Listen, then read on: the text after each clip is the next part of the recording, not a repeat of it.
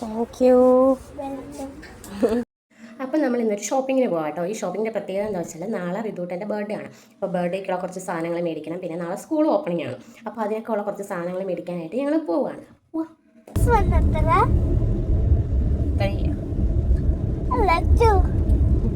അപ്പം നമ്മൾ സ്ഥലത്തെത്തി പാർക്കിംഗ് ഏരിയയിൽ വന്നപ്പോഴാണ് മനസ്സിലായത് പാർക്കിംഗ് ഒക്കെ ഫുള്ളാണെന്ന്. അങ്ങനെ പുറത്ത് പാർക്ക് ചെയ്യാമെന്ന് പറഞ്ഞിട്ട് ഞങ്ങളെ ഇങ്ങോട്ട് വിട്ടു. ഞങ്ങൾ ഇന്ന് വന്നത് വിശാൽ മെഗാ മാർട്ടിലാണ് കേട്ടോ.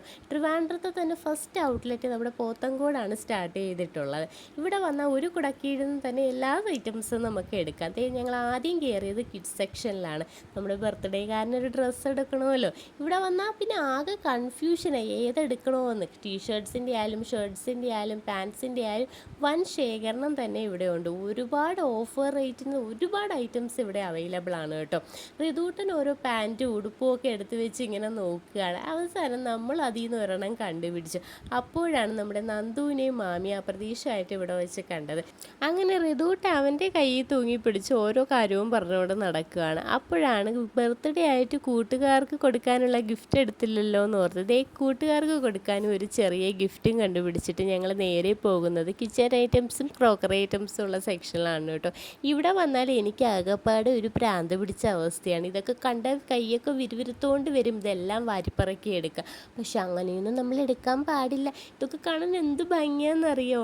എല്ലാം അഫോർഡബിൾ റേറ്റിനാണ് കേട്ടോ. അവിടെ നിന്ന് ഞങ്ങൾ നേരെ ബേക്കറി ഐറ്റംസ് സ്റ്റേഷനറി ഐറ്റംസിൻ്റെ സെക്ഷനിലോട്ട് പോയി കേട്ടോ. ഇവിടെ നിന്ന് എന്തെങ്കിലുമൊക്കെ നമുക്ക് കിടക്കണമല്ലോ.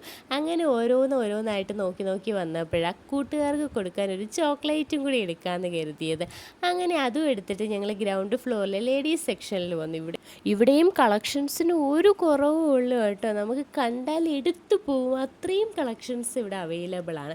അങ്ങനെ അവിടെ നിന്ന് 1-2 ഐറ്റംസ് എടുത്തിട്ട് നേരെ നമ്മൾ ബില്ലടിക്കാനായിട്ട് പോയി കേട്ടോ. ബില്ലടിക്കുന്നിടത്താണെങ്കിൽ വൻ ക്യൂ ആയിരുന്നു. അവസാനം ഞങ്ങളുടെ ടേണെത്തി ഞങ്ങളും ബില്ലടിച്ച് അവിടെ നിന്ന് ഇറങ്ങി. ഇപ്പോൾ വാങ്ങിച്ചതെല്ലാം കൂടെ പറക്കിയിട്ട് വണ്ടി കയറ്റി കൊണ്ടുപോകണം. അങ്ങനെ റിതൂട്ടൻ്റെ സാധനങ്ങൾ ഓരോന്നായിട്ട് എടുത്തു വെച്ച് ഞങ്ങൾ ഷോപ്പിംഗ് ചെയ്ത് തീരെ ക്ഷീണിച്ചു പോയി. ഇനിയിപ്പോൾ വീട്ടിൽ വന്ന് റെസ്റ്റ് എടുക്കാം. അപ്പോൾ ഇന്ന് ഇത്രയേ ഉള്ളൂ. Tata bye bye.